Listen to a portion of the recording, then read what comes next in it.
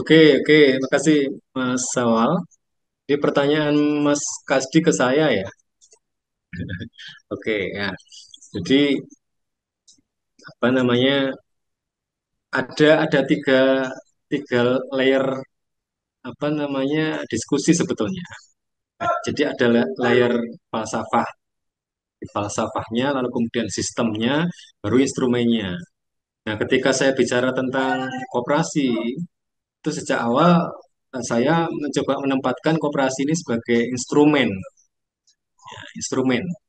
Di instrumen dari satu sistem yang kalau di Indonesia juga Pak Anam sampaikan, Indonesia ini secara konstitusional sudah memilih sistem demokrasi ekonomi, ya, atau kalau populer kita kenal sebagai ekonomi kerakyatan. Nah, sistem ini merujuk pada falsafah apa? Nah, falsafahnya Pancasila. Di Pancasila diturunkan ke demokrasi ekonomi, baru instrumennya adalah koperasi yang paling utama.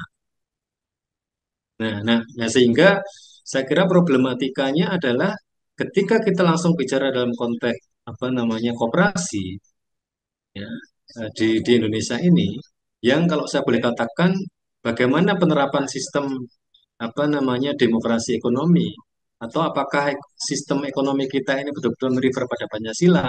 Enggak, sangat enggak. Ada banyak sekali indikator yang bisa kita tunjukkan bahwa memang demokrasi ekonomi tidak berjalan sungguh-sungguh di Indonesia ini. Ya mulai dari misalnya demokrasi ekonomi ini kan perekonomian disusun sebagai usaha bersama berdasar atas asas keluargaan.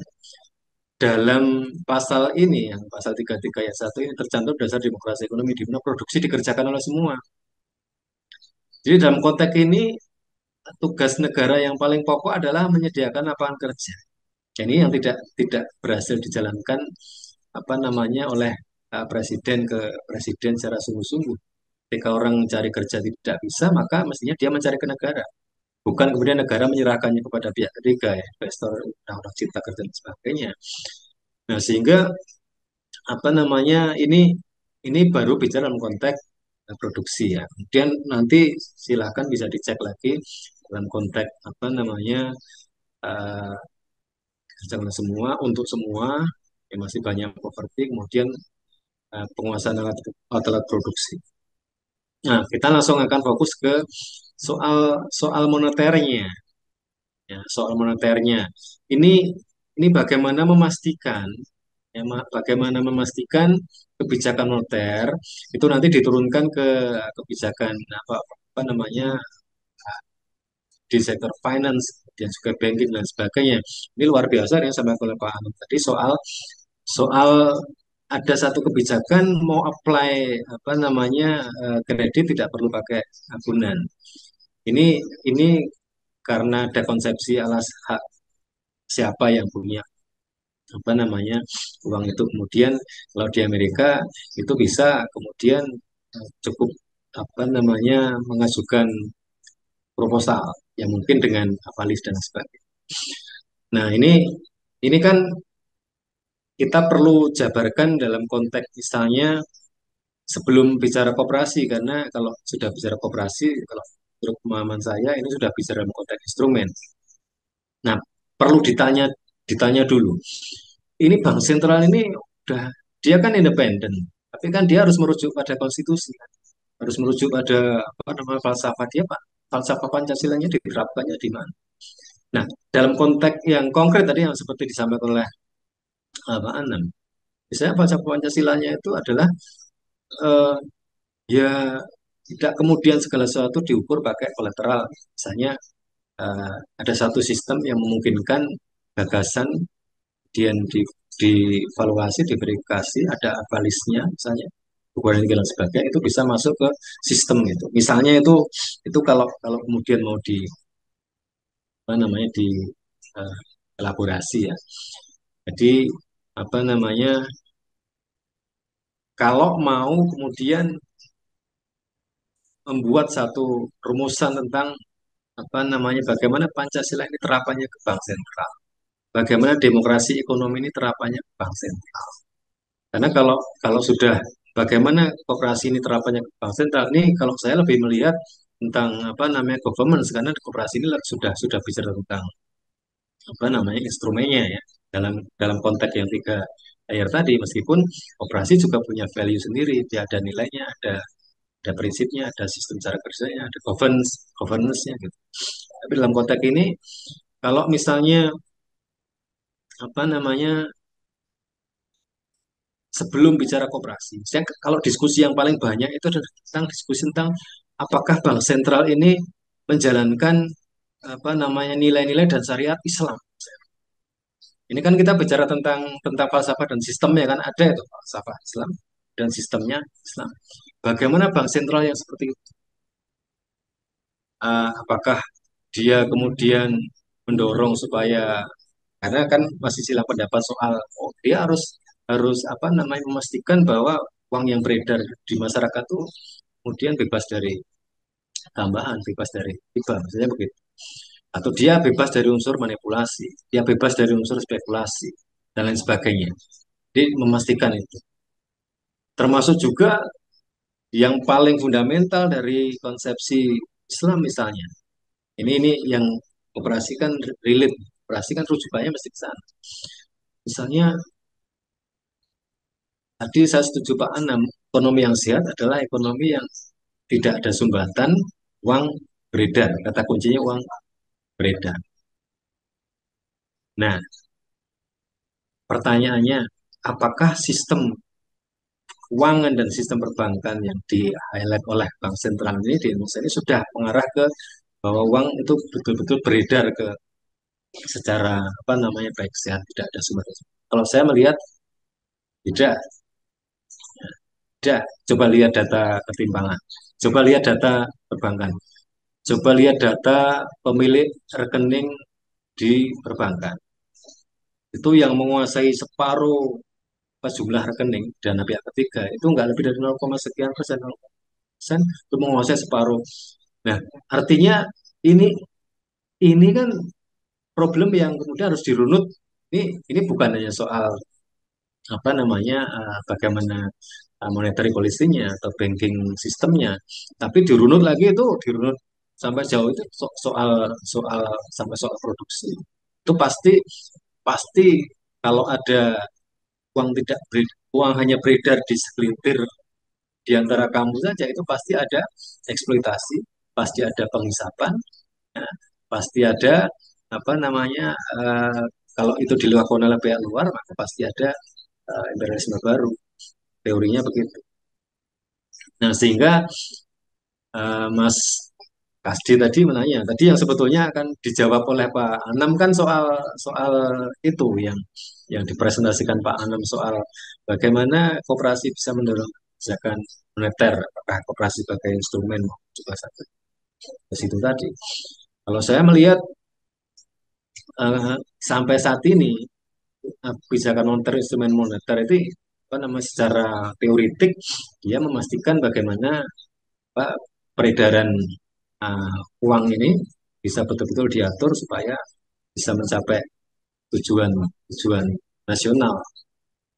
Nah, kalau kalau dulu masih ada itu sebelum amandemen kan bank sentral ini sebagai agent of development, dia ada fungsi selain fungsi stabilisasi kan juga ada fungsi distribusi itu, fungsi apa namanya ya fungsi untuk memastikan bahwa ini uang ini mesti juga didorong peredarannya ke apa namanya pelaku-pelaku yang selama ini jadi apa peri-peri ya.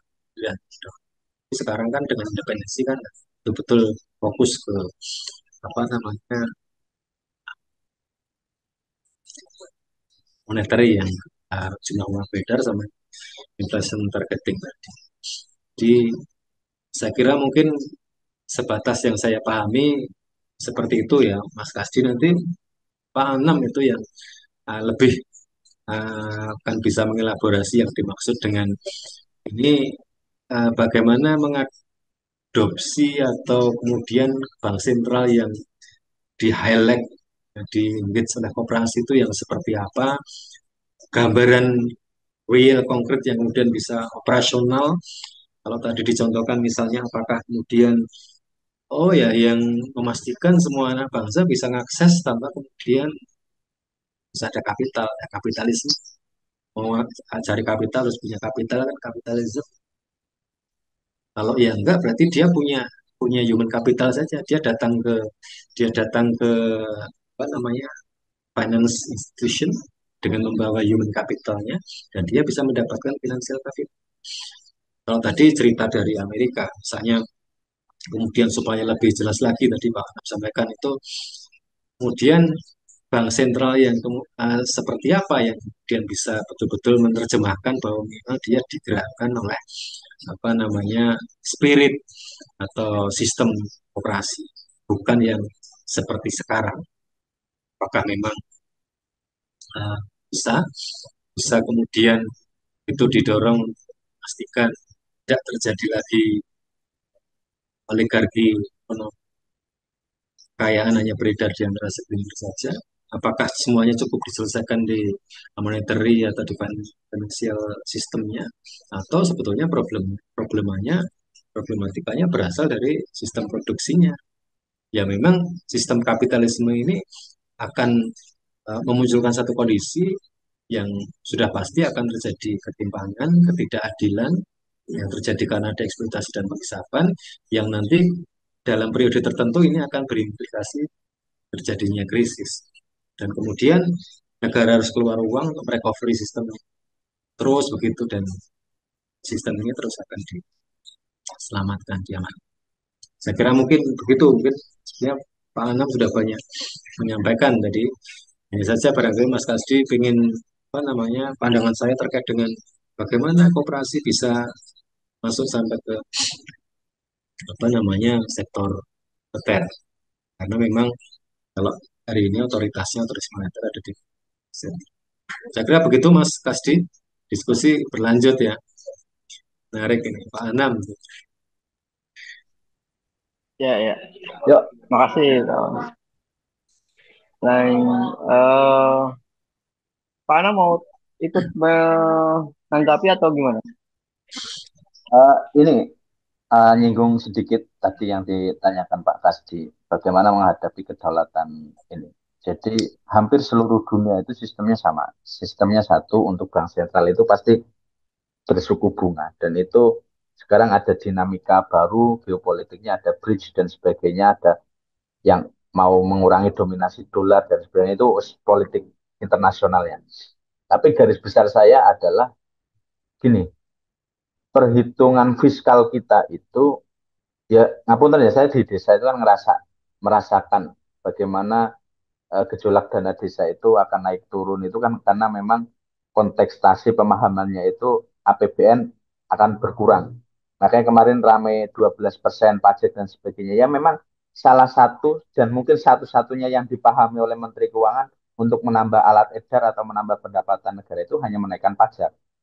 Nah itu menurut saya mindset sempit. Karena kalau kita memahami satu satu apa satu konsistensi dengan pemahaman yang saya bawa, itu kita akan membahas bagaimana kebijakan negara itu adalah fiskal moneter itu mengikuti fiskal. APBN sekarang itu kebanyakan APBN kita itu kan untuk membuat APBN kita itu didesain untuk mengikuti moneter. Makanya indikator moneter makroekonomi makro asumsi makronya itu kan indikator moneter. Inflasi targetingnya berapa, ininya apa jumlah uang beredar, nilai tukarnya dan sebagainya itu sebagai patokan. Akhirnya kita akan mengikuti itu. Beda dengan konsep bagaimana fiskal itu apa diikuti oleh moneter. Makanya tadi Pak Wan bilang karena kita memang keterbatasan di moneter, Pak. Kita mau berkarya seperti apa kita empot-empotan. Makanya saya pernah bilang itu tahun 2015 kita itu selama 1 rupiah tidak sama dengan 1 dolar, tidak sama dengan 1 euro. Saya pastikan di dunia ini belum merdeka seutuhnya dan itu belum sesuai amanat penjajahan di atas muka bumi harus dihapuskan. Kenapa hal ini terjadi? Karena berarti 1 rupiah orang Indonesia sama 1 dolar itu nilainya berbeda. Padahal sama manusia kan berarti ada manusia yang lebih tinggi, ada manusia yang lebih rendah. Kita masih sebagai yang terjajah gitu loh. Nah ini kontestasi ke tadi. kalau lihat situasi fiskal kayak gini, itu sebetulnya kita lagi menghadapi eh, pemahaman kita, kamu nih mau gerakan ekonomi itu kan di sektor pemerintahan atau APBN itu sekian anggarannya, karena harus mencapai target ini, dan ini, kan kayak gitu. Tapi kalau yang kita bahas, kalau ini sistemnya sudah eh, monetary follow fiskal, itu adalah kamu mau berkarya apa, negara atur itu, duitnya disediakan, gitu loh. Tinggal aturan mainnya seperti apa biar ditata. Nah, kalau kalau yang ada ini kan, kalau dalam ilmu pemerintahan itu ada namanya money follow the function. Jadi money itu ikut program. Uh, Kalau sekarang yang ada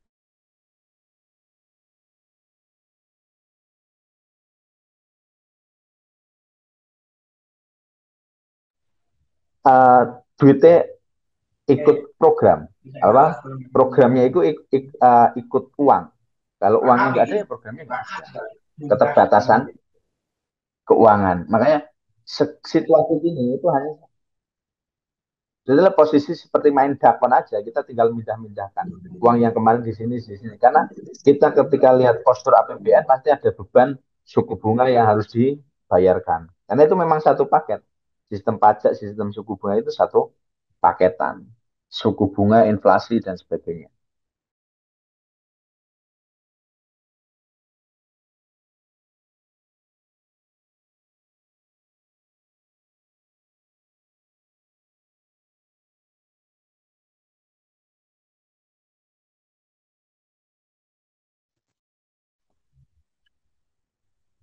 Kalau menghadapi situasi global ini, memang semangatnya yang diambil semangat kekeluargaan selama gotong royong. Saya sampaikan kalau saya di desa, yang penting sekarang stok pangan itu aman. Anda tidak punya uang, tidak masalah. Yang penting urusan dapur itu beras dan sebagainya itu kita punya. Kita pasti butuh makan gitu loh. Kalau kan ada krisis kan yang penting bisa makan. Gitu. Mungkin silakan ada pertanyaan lain.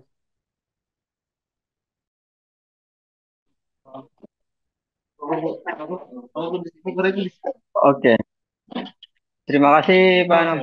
Nah, ini sudah banyak juga ini yang masuk penanya-penanya dari obrolan. Nah, saya bacakan salah satunya saja dulu ya. Mohon maaf kalau tidak semua pertanyaan saya bacakan karena waktu juga membatasi kita. Nah, ini saya bacakan dari AXL, Pak AXL. Problem pada siklus alat tukar terkait sistem moneter saya kira perlu diurai lebih detail. Sebab dari itulah kooperasi ekonomi yang saling menginjak kapitalisme menjadi sebab uang menjadi komoditi. Bagaimana tanggapan dari apa namanya narasumber? Nah, jadi Pak Eiffel menanyakan tentang bahwa eh, uang itu yang terjadi saat ini itu sudah menjadi komoditi, bukan lagi menjadi nilai tukar atau nilai ukur. Nah, kita silakan kepada pemateri siapa kira-kira dari Pak Anam dulu kali ya. Pak Anam silakan Pak Anam. Menurut, menurut saya tuh gini, terkait dengan alat edar sebagai komoditas. Ya sebenarnya memang masalahnya di situ. Sebenarnya ketika alat edar itu tadi seperti saya ibaratkan darah, itu bersih, itu kepentingannya hanya sebagai alat ukur. Sebenarnya stabilitas moneter itu ya harus ada komoditas yang kita tentukan sebagai standar ukur harga. Standar standar moneternya seperti itu. Makanya kalau di undang-undang penjelasan itu ada terkait dengan sebagai alat pengukur harga. Jadi harus ada satu barang atau apa yang dijadikan tolak ukur. Makanya dalam zaman Nabi itu sampai sekarang pun masih ditetapkan itu satu kambing itu satu dinar. Oh, kalau dirupiahkan kurang lebih kan sama. Kemudian kalau zaman Pak Harto itu udah mendekati sebenarnya sembako itu sebagai tolak ukur.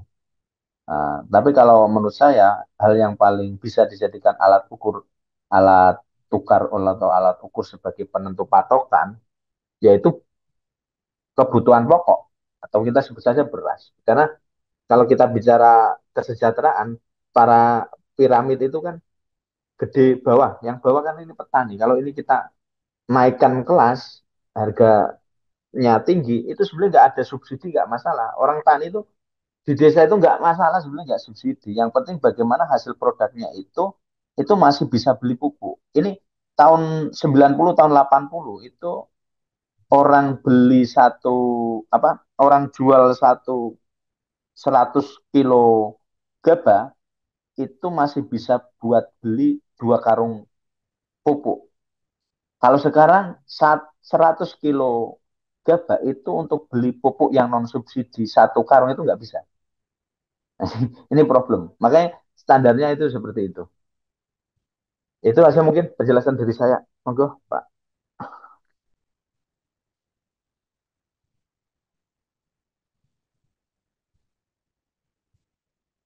Saya kembalikan Mas Sawal. Ya, makasih Pak Anam. Eh, Pak Awan mungkin mau menanggapi juga.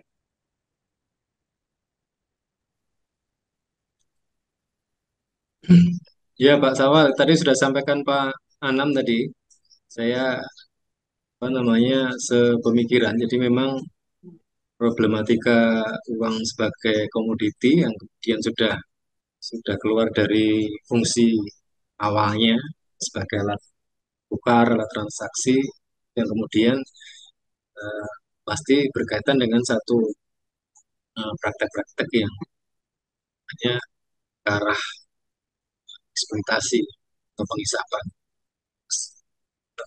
Saya kira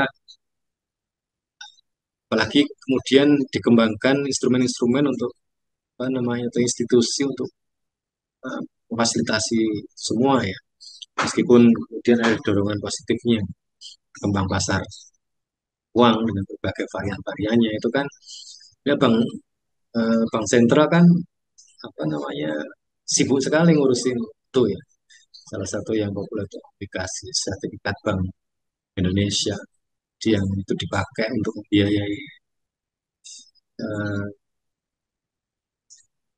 kebijakan fiskal tadi yang sama Pak Anam, dan itu banyak yang kemudian dibeli oleh pihak-pihak di luar negeri. Tapi saya kira mungkin konteks yang ditanyakan Pak Aksel tadi, Pak Aksel itu bukan ke situ ya. Ini lebih fundamental bagaimana apa namanya uang yang disampaikan Pak Anam juga, uang yang kalau kalau didenominasi dengan apa namanya emas atau perak itu relatif stabil. Kalau dengan apa, tas kartal dan modal ini kecenderungannya selalu apa namanya turun nilainya. Dan itu kompleks sekali bicara tentang komoditi dan yang beli dan sebagainya. Saya kira ini perlu diskusi lebih lanjut lagi. Terima kasih Pak. Itu Pak Sawal.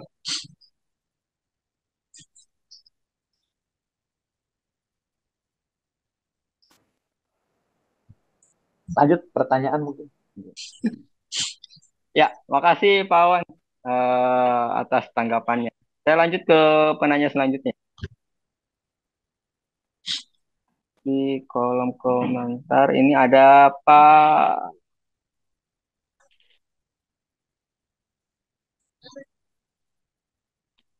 Yogi.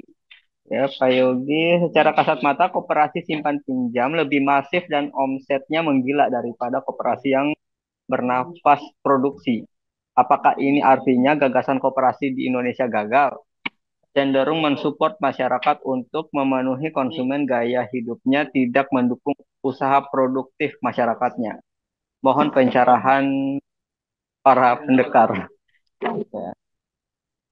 Ini mau ditanggapi Pak Awan dulu ya. Pak Awan, silakan Pak Awan.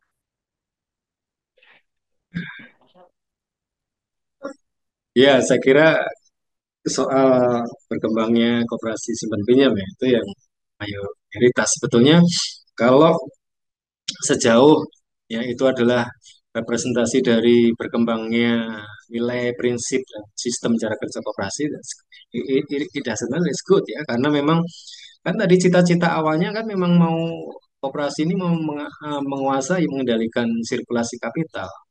Ya, supaya supaya kalau koperasi yang mengatur mengendalikan sirkulasi kapital, value-nya bukan kemudian kapitalisme kan tadi, apa yang dilakukan di Amerika mestinya sejak dulu sudah dilakukan di Indonesia kalau kemudian bisa berkembang ya. Meskipun sayangnya ternyata yang berkembang juga nggak begitu ya, koperasi simpan pinjam. Nah, kalau mau pinjam kan juga pakai kolateral. Kalau yang sudah established, makin established, makin prudensial, dia juga kemudian malah mengadopsi gaya-gaya atau sistem kerja bank konvensional. Kalau yang masih koperasi-koperasi kredit apa namanya yang betul-betul mengurat mengakar di tengah-tengah masyarakat, ya enggak lah, enggak pakai kolateral. Tapi kalau yang sudah established, yang sudah apa namanya diawasi oleh apa namanya Kementerian Koperasi atau ini yang masih diskusi panjang. Tadi ada Bung Firdaus juga ahlinya sebetulnya ini saya lihat tadi ada itu apa namanya apakah OJK relevan dalam konteks koperasi atau koperasi perlu punya OJK otoritas apa namanya jasa koperasi sendiri. Ini kan apa namanya kalau yang penguasa-penguasa di operasi simpan pinjam nampaknya kalau dimasukkan ke OJK ya ya nanti dulu. Tapi apa namanya kalau yang saya lihat Pak Yogi berkembangnya koperasi simpan pinjam ini tidak kemudian eh, paralel dengan semakin berkembangnya apa namanya penerapan nilai kemudian prinsip dan sistem kerja koperasi. Malah justru yang terjadi malah ini kalau saya lihat tuh varian kapitalisme yang kemudian mengambil jubah operasi sementara dia filosofinya udah lain lagi tuh. Filosofinya lain lagi makanya ini nggak bisa dikatakan sebagai representasi kebangkitan gerakan koperasi sesuai dengan hitohnya dulu mau menguasai sektor apa namanya keuangan dan perbankan. Jadi kalau kalau saya malah justru apa namanya nggak melihat itu karena kalau kita lihat berapa proporsinya terhadap PDB kan ya nggak ada angka pasti.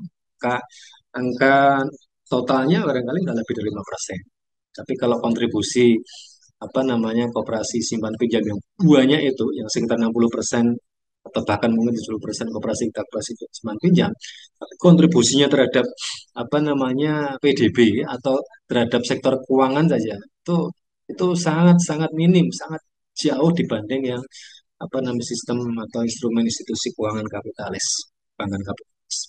Jauh sangat sangat ketinggalan dibanding yang bisa dilakukan oleh apa bank-bank koperasi yang ada di berbagai negara. Tapi sebagai best practice contoh baik ya oke lah misalnya ada Pospin Jasa itu sering diceritakan ada Kelin Kumang, ada Lantang Tipu, Kredit Union di Kalimantan itu betul-betul bisa merepresentasikan gerakan ekonomi rakyat. Nah, karena memang dia eh, betul-betul mengurat mengakar basisnya ada di gerakan rakyat. Jadi bisa bisa dicek Pak di itu. Misalnya Lantang Tipu di basisnya di Kalbar itu anggotanya udah bisa sampai ratusan ribu. Kalau rapat anggota tahunan itu bisa 2 ribuan lebih yang hadir dan memang lihat secara fisik infrastruktur juga nggak kalah dibanding bank nasional. Nah, kalau yang berkembang seperti itu, ya itu demokrasi ekonomi. Tapi itu kan masih jadi capaian-capaian yang sifatnya masih sangat apa namanya prioritas dalam konteks ekonomi nasional. Selain juga memang mestinya dorongannya dikembangkan juga di sektor real ya, sektor produksi. Maka ide-ide soal spin-off udah lama, ide tentang apa, kemudian mengembangkan operasi multi dan lain sebagainya, termasuk juga mau sekarang mulai kita adopsi ada blockchain, ada NFT, ada macam-macam yang kemudian basisnya sudah pakai platform digital itu mestinya dibawa ke sana. Tapi kalau yang hari ini berkembang nampaknya kok kok nggak ke sana. Saya lihat, bilang saya fokus concern riset di pasar tradisional. Hampir semua koperasi pasar yang ada di Indonesia ini, iya koperasi simpan pinjam. Tapi itu sama sekali tidak merepresentasikan giroh gerakan koperasi yang betul-betul mau apa namanya eh, melakukan ya apa namanya human development, social development dan sebagainya. Nampaknya enggak, dia tetap menggunakan falsafah logika kapitalisme tapi kemudian dimasukkan dalam bus koperasi. Kenapa koperasi? Karena ya ada banyak apa fasilitas kemudahan afirmatif polisi untuk ketika dia pakai instrumen koperasi. Jadi saya kira ada good news kalau memang itu berkembang seperti apa koperasi-koperasi keuangan atau bank koperasi yang memang arahnya adalah betul-betul untuk mengendalikan sektor keuangan. Ke depan juga nanti kalau sudah semakin masif kan dia punya influence di sektor apa namanya di negara juga. Nah, tapi yang terjadi di lapangan nampaknya mostly bukan bukan ke arah sana. Justru semakin meluasnya paham-paham kapitalisme itu menyusup sampai ke tubuh organ dan aktivitas koperasi yang orientasinya ada di sirkulasi kapital. Itu Mas Yogi, Mas Awal.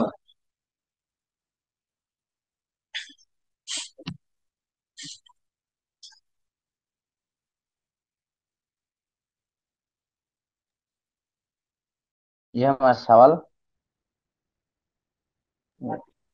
Oke, ya. Makasih Pak Wawan. Eh, lanjut Pak Anam, lanjut menjawab penanya tadi, kenapa koperasi apa namanya koperasi yang sifatnya simpan pinjam itu lebih omsetnya itu lebih besar dibandingkan koperasi yang sifatnya produktivitas. Silakan Pak. Nih, eh, mungkin kan yang apa yang bersentuhan langsung dengan koperasi model itu kan ya mungkin sedikit banyak di antara Bapak Ibu kan ada. Kalau saya kan sudah mencoba jadi nasabah model kayak gitu juga pernah, teman-teman kawan saya juga itu bahkan salah satu pemilik koperasi yang seperti itu terbesar di Jawa Tengah itu juga sekarang terpilih jadi seorang bupati dan anaknya juga jadi DPR RI. Jadi koperasi seperti itu yang tidak saya maksud untuk kontestasi ini. Karena memang selama ini koperasi yang seperti itu secara tidak langsung itu dijadikan apa ya legitimasi. Kalau tadi ada yang komentar kayak rentenir lah. Daripada saya pakai istilah itu ya intinya legitimasi untuk menjadi lembaga keuangan. Tapi sebetulnya semangatnya bukan semangat koperasi. Terus kenapa itu lebih besar? Karena memang sistemnya itu kan sistem istilahnya sistem jadi dia bunga itu per bulan itu rata-rata di angka 3 sampai 3,5%. Terus administrasinya itu potongan di depan itu sekitar 2%.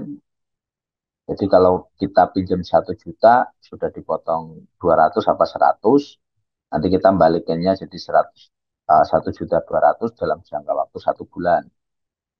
Nah, atau yang dalam jangka waktu apa hitungan minggu itu kan ada koperasi kayak gitu yang model mingguan juga ada dan sebagainya. Jadi ya mereka akan dapat uang banyak dan kebanyakan mereka itu tidak ada agunan, benar tidak ada agunan. Cuma itu penekanan cara tagihnya itu yang bermacam-macam. Dan biasanya yang orang dikasih pinjaman-pinjaman ini yang memang dilalah itu dia ada perputaran dan sebagainya. Ya saya mengkaji juga ada teman kenal ya teman-teman saya seperti itu ada. Tapi yang saya maksudkan untuk malam hari ini kita revolusi koperasi yaitu kita merevolusi dari sistem koperasi yang ada dipahami banyak orang seperti ini kita menjadi koperasi dengan menaikkan marwahnya menjadi lebih advance, lebih beyond dengan tujuannya menjadi koperasi tingkat negara. Gitu aja. Mungkin terima kasih.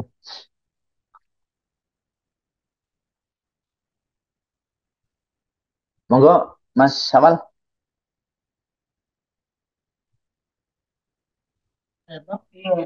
Ya, oke. Ini saya bacakan lagi penanya selanjutnya. Di sini sudah jam setengah setengah 11 di sini, Wita ya. Di web mungkin masih setengah 10. Ini kita batasi sampai jam berapa ya?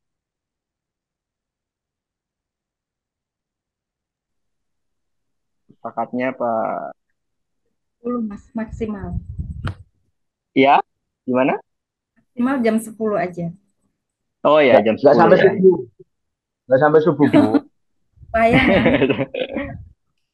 Kalau Pak Aman nanti saya ke Jogja bisa sampai subuh, Pak Aman. Iya, Ya, betul. Kita batasi sampai tadi lanjut sama. ya. Nah, ini ada penanya nih dari Pak Firdaus. Saya konfirmasi TAP MPR tentang Koperasi Indonesia itu substansinya apa?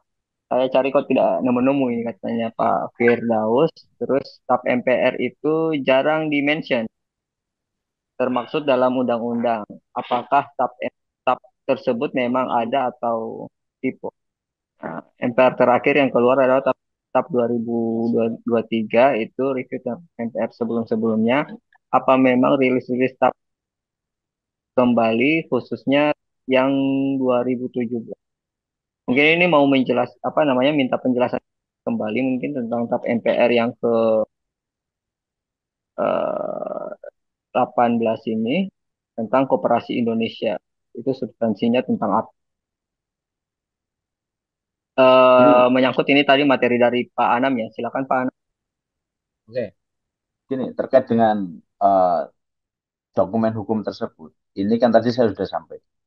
Gagasan ini bukan sekedar opini, ini sudah menjadi sebuah rangkaian peristiwa hukum yang telah dan sedang terjadi di Indonesia dan tidak banyak orang tahu.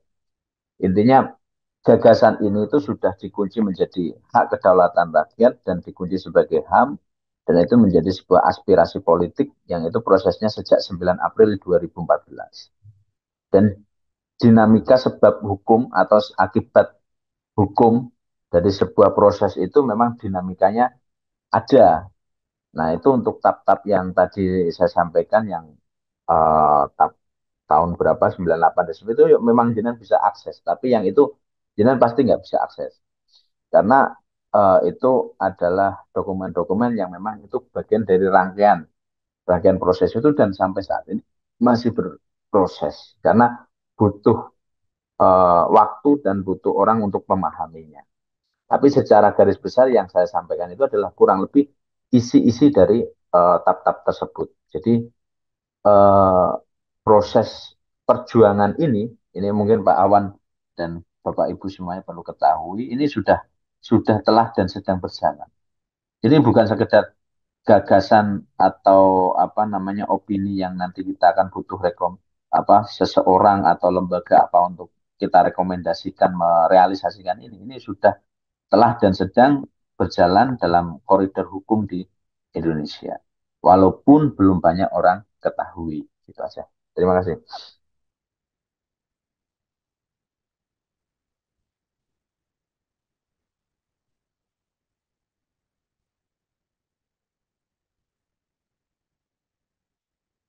Tambahan, mungkin kalau terkait pembahasan itu nanti bisa diforumkan sendiri, jadi lebih detail kalau kita bahas hukum, mungkin dengan pakar-pakar hukum, jadi biar biar lebih jelas. Kalau ini kan kita membahas bagaimana konsepsi berekonomi yang menurut kita itu lebih standar gitu loh.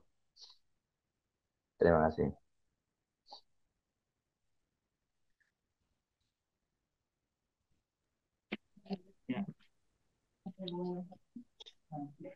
Terima kasih Pak Anam.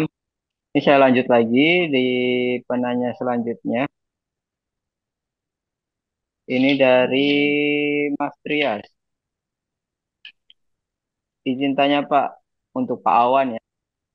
Koperasi Indonesia yang ideal itu seperti apa? Apakah dia juga sebagai pengelola moneter atau bagaimana? Karena selama ini problem utama kita berada pada siklus moneter. Yang kedua, untuk Pak Anam, dalam PPT Pak Anam, itu sumber asal Koperasi Indonesia berasal dari kedaulatan Bapak Mujais. Itu maksudnya seperti apa ya Pak Anam? Dan sistemnya bagaimana yang beliau lakukan? Nah, lanjut dulu ke Pak Awan ya. Tadi saya sudah beri kesempatan ke Pak Anam. Dan Pak Awan tadi penanya dari Mas Trias tentang bentuk koperasi itu sendiri yang idealnya seperti apa. Iya, Silakan iya, ya, Pak Awan. Mas Awal. Kalau dalam konsepsi yang ideal, yang seperti dirumuskan di Kongres Koperasi pertama tadi, itu ketika sirkulasi kapital dalam hal ini juga sirkulasi uang, itu bisa diatur dikendalikan oleh koperasi, maka tanpa kemudian dia menjadi otoritas moneter, dia influence, dia sangat berpengaruh terhadap peredaran uang. Ya, seperti juga kalau kita ingat-ingat kembali berbagai krisis yang berulang kali terjadi, krisis finansial global itu kan karena ada perilaku keuangan ya, Freud, Moral Hazard yang itu kaitannya dengan sirkulasi uang atau sirkulasi kapital. Misalnya yang subprime mortgage di Amerika itu kan itu uang digelontorkan banyak-banyak di kredit perumahan sampai akhirnya kemudian mereka default karena berbagai sebab itu, kemudian kolaps lah finansial sistem di Amerika dan beberapa negara lain harus di bailout dan sebagainya, sehingga bayangan tentang bagaimana masa depan operasi yang mengatur mengendalikan sektor keuangan khususnya sirkulasi kapital termasuk juga sirkulasi uang itu sudah ada di tahun 47, dan kalau memang itu kemudian terrealisasi maka moneter Indonesia itu sudah sangat pasti akan sangat dipengaruhi oleh dinamika koperasi. Nah, maka yang terjadi hari ini tapi disampaikan juga oleh Pak Anam tadi saya ceritakan soal ketika sektor keuangan dan perbankan di Jerman itu mayoritas dikendalikan oleh koperasi dan serikat ekonomi, maka mereka sangat influence terhadap sektor moneter. Ketika sistem moneter negara lain kolaps, mereka relatif enggak karena sistem moneternya itu di backup oleh sistem yang mengandalkan kolektivitas, mengandalkan kepemilikan kolektif, pengambilan keputusan kolektif, pengawasan kolektif, dan itu adalah esensi dari prudential system sebetulnya. Jika ada kolektif ownership dan juga decision making. Nah, sehingga sejak awal memang mau di dua dua sektor tadi ya, Bu Tia, itu pertama mempengaruhi di sektor moneternya itu dengan cara dia mensirkulasikan kapital, dengan sendirinya dia mengedarkan uang untuk tujuan-tujuan yang produktif dan juga konsumtif tapi yang juga relate sama yang produksi. Yang kedua di sektor real mendistribusikan barang dan juga kebutuhan-kebutuhan sehari-hari yang itu kaitannya pasti dengan produksi kalau ada distribusi produk barang, sehingga tetap tetap juga penting ke arah sana. Hanya saja kalau melihat kecilnya kontribusi koperasi termasuk yang bergerak di sektor keuangan di volume usaha sektor keuangan dan perbankan, maka ya tentu akan sangat minim sekali pengaruhnya di sektor moneter. Nah, sehingga perlu ada terobosan-terobosan ini yang disampaikan oleh Pak Anam tadi dengan gagasan konsep revolusionernya. Ada juga ide soal bagaimana ada wholesale-nya operasi-operasi kredit di Indonesia supaya bisa terkonsolidasi, taruhnya lebih gede lagi. Cuman nampaknya memang itu selalu menjadi hal yang apa namanya? Ya karena kalau kita bercita-cita mau bangun perbankan keuangan yang basisnya koperasi, ini pasti akan berbenturan dengan status quo yang tidak menginginkan sistem yang sudah mereka kelola, kuasai, kendalikan, dan mereka nikmati keuntungannya yang indikator konkretnya ada di separuh kekayaan, separuh rekening yang ada di bank itu milik hanya 0,2% orang saja. itu akan berubah. Jadi memang yang jadi problem adalah ini pertarungan tentang bagaimana kita mau membangun berbagai sektor strategis itu dengan basis koperasi yang seperti sama dengan Pak Hasan tadi, atau enggak. Ya boleh aja berkooperasi di sektor-sektor kecil, sektor-sektor kecil, sektor-sektor yang apa namanya tidak kemudian relate dengan apa namanya wilayah oligarki atau hegemoni apa namanya masa produksi, distribusi dan juga keuangan yang sudah mereka jangkram selama ini. Di apa namanya ini problema kita saya kira. Cita-citanya sudah ke arah apa namanya bank-bank lembaga keuangan koperasi yang terkait dengan kehidupan orang banyak itu koperasi. Kalau yang enggak, partikelir silakan. Kan konsepnya kan dulu begitu. Ada state itu yang ngurusi apa namanya yang natural resources yang betul harus dikendalikan oleh negara, state. Ada yang ekonomi rakyat koperasi, ada yang partikelir. Partikelir yang private itu yang diurusi yang tidak bisa diurusi oleh rakyat dan tidak diurusi oleh negara. Kalau sekarang kan dibalik kan. Sekarang ini private dulu nih, urusi banyak hal. Nah, state kadang malah justru mengikuti kemauan dari private sector tadi.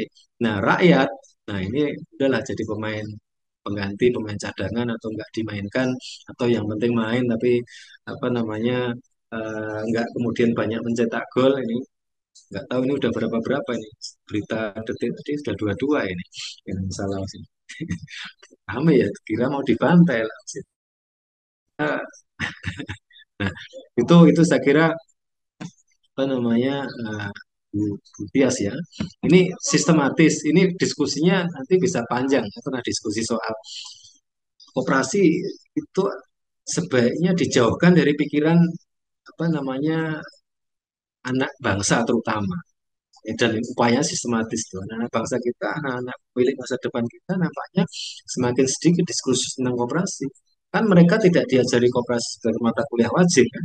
Coba amanat konstitusinya koperasi. Pertanyaannya, di kampus-kampus itu mereka diajari koperasi. Mostly enggak, mostly enggak. Ya, dulu saya masih nemuin mata kuliah koperasi wajib. Adik kelas saya sudah enggak, sudah sunnah. Terus adiknya adik saya sudah mubah. Suatu saat itu haram.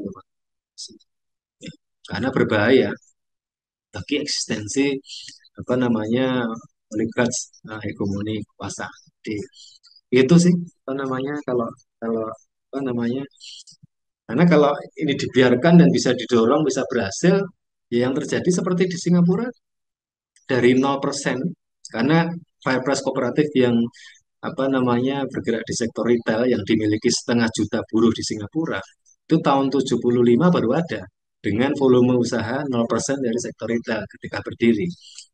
40 tahun kemudian menjadi 60%. Nah, kita punya cita-cita di tahun 47 sama cita-citanya, masih 0%. Nah, sekarang berapa volume usaha retail yang dikendalikan oleh pekerja-pekerja kita, buruh kita di gerakan koperasi? Not more than 4%. Dalam 77 tahun kita hanya mencapai nggak lebih dari 5%, ini gimana ceritanya? Apakah ini sebab-sebab alamiah? Enggak, orang kalau bisnis as usual alamiah enggak mungkin ceritanya begitu. Ini karena ada berbagai upaya sistematis, baik dari sisi cara berpikir kita dikacaukan, konstitusi kita dikacaukan, undang-undangnya juga dikacaukan, sistem pendidikannya juga dikacaukan, praktek-praktek berkooperasinya juga dikacaukan.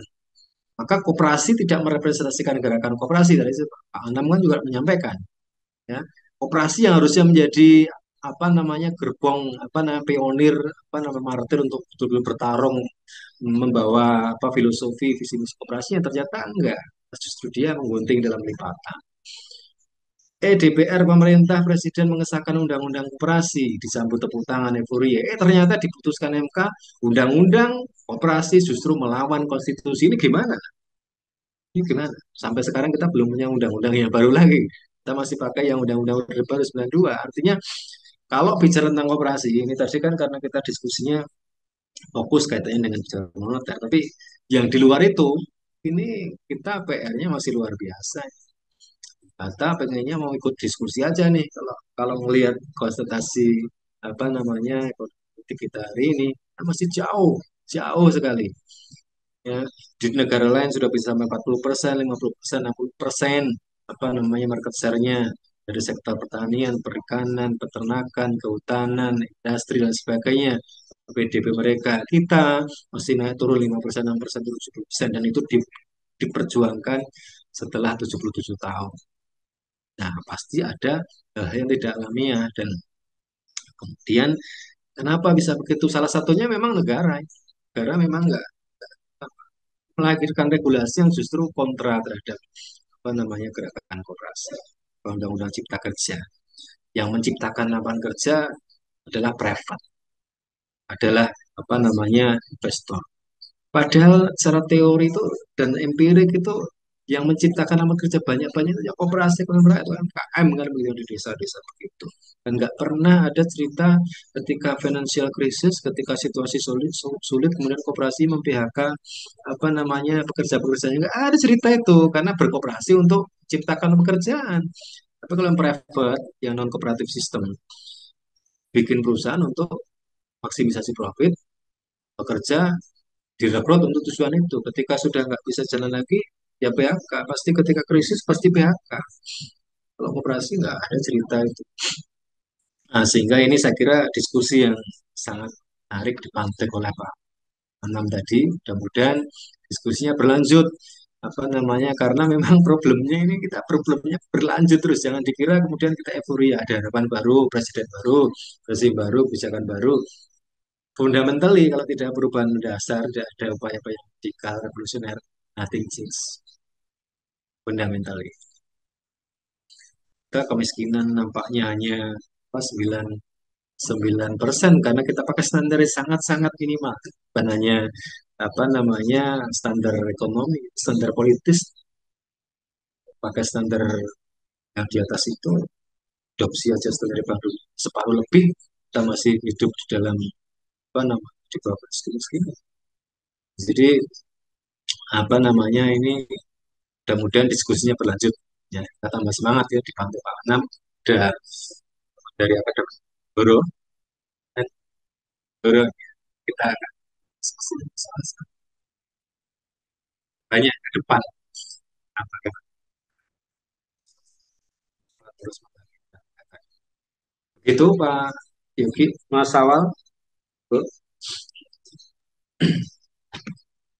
Eh, untuk Pak Anam, dalam PPT Pak Anam itu ada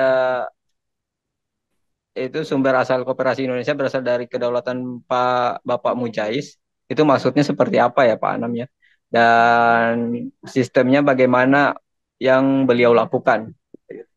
Mungkin langsung saja Pak Anam, silakan langsung ditanggapi. Ya.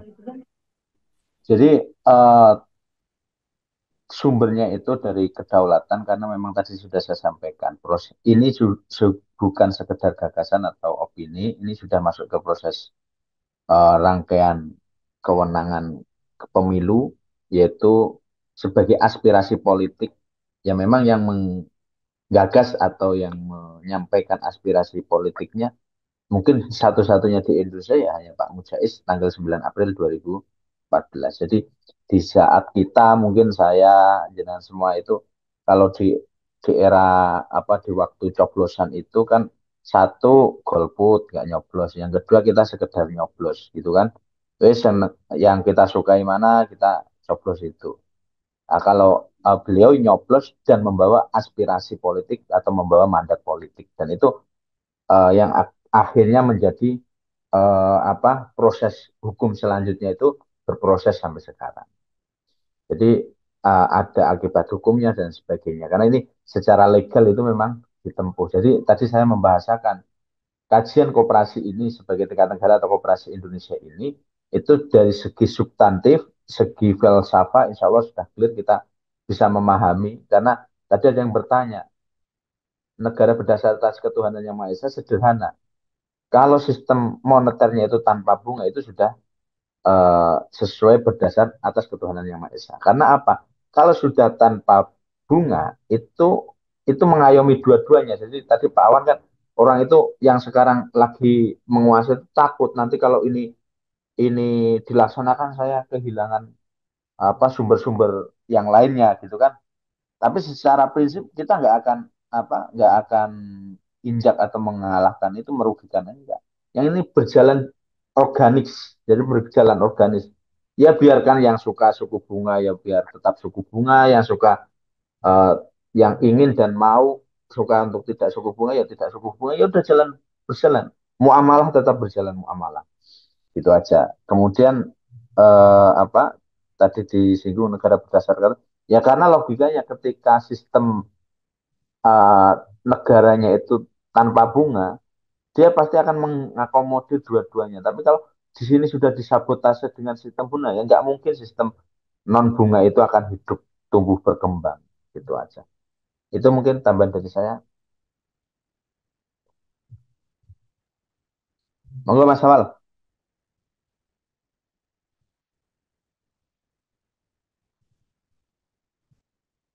Halo, halo, Ya, kedengaran Mas Anam. Mas. Kedengaran toh tadi? Ya, kedengaran. Iya, iya. Selanjutnya ada lagi?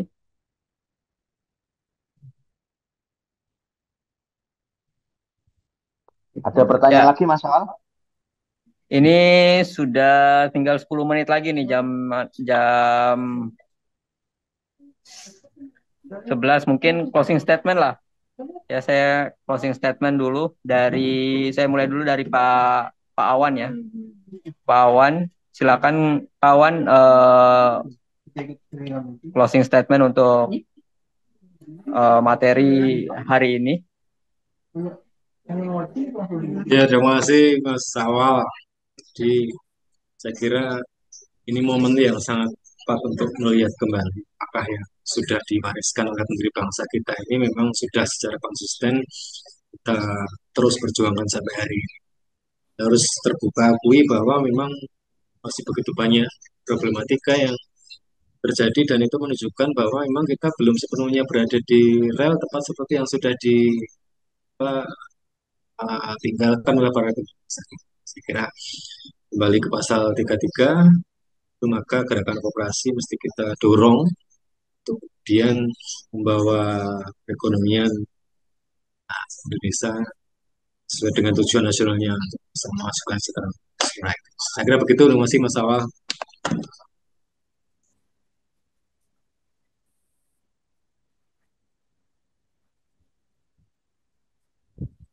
Halo, Mas Sawan. Lanjut ke Mas Anam aja. Kalau gitu lanjut. Mohon maaf ini agak disabotase. Silahkan Mas Anam. Eh, ya terima kasih diskusi malam hari ini. Saya terima kasih ke Akademi Notonegoro karena memang ini akademi untuk orang-orang yang mau Notonegoro. Jadi saya harapkan ini bisa berlanjut. Kemudian tadi poin yang ingin saya sampaikan bahwa misalnya kemarin memang judulnya itu Koperasi Indonesia mau menggantikan Bank Indonesia itu itu terlalu ini ekstrim. Tapi kita harus menggunakan rasa yang tepat yaitu kita memang ini bukan masalah menggantikan atau enggak. Ini pokoknya ada keinginan, ada kehendak, ada mandat rakyat, aspirasi politik itu adalah koperasi di tingkat negara. Dan itu bagaimana bisa mendistribusikan, bisa sirkulasi keuangan atau moneter itu tanpa suku bunga. Itu yang menjadi titik poinnya. Dan ini ketika nanti teman-teman yang lain kita bisa diskusikan lebih panjang karena saya juga sendiri di desa saya lagi mengkaji tentang dana desa itu kan baru fiskal berbasis desa. Nah ini saya gagas lagi adalah moneter berbasis desa. Ya suatu saat bisa kita diskusikan lagi karena dengan sistem ini kita akan menyatu antara fiskal dan moneter dan harapannya bisa membebaskan negara ini dari belenggu hutang. Karena kalau kita lihat situasi yang ada untuk sampai kapanpun ya nonsens. Indonesia akan bebas hutang itu nonsens. Gitu aja. Tapi ketika kita ada jalan ini, insya Allah ada cahaya untuk membebaskan Indonesia dari penjajahan, terutama penjajah hutang. Terima kasih.